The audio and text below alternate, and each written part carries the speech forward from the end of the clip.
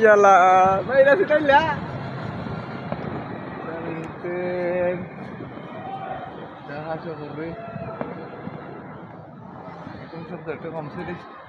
রাত বাজে 12টা। আমার একাডেমি মাঠ ভবন থেকেই দেখা যাচ্ছে যে পাশের ফ্ল্যাটের সাইড থেকে অনেকে নতুন বছরকে ফানুস উড়িয়ে শুভেচ্ছা জানিয়ে বরণ করতেছে।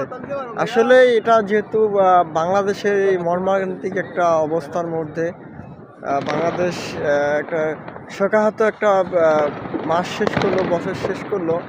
এই বছরে বাংলাদেশের অনেক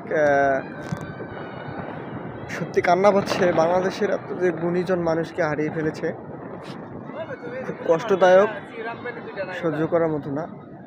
আজকে নিষিদ্ধ ছিল, তারপর অনেকেই যে যার মতো করে আনন্দ করতেছে। সবার জন্য শুভকামনা রইল, সবার এই বছরটা যেন সুন্দর এবং সুগম হয়। এই 25 সালের মতো করে যেন আর আমাদের আগামী 26শে ডিসেম্বরটা শেষ না হয়।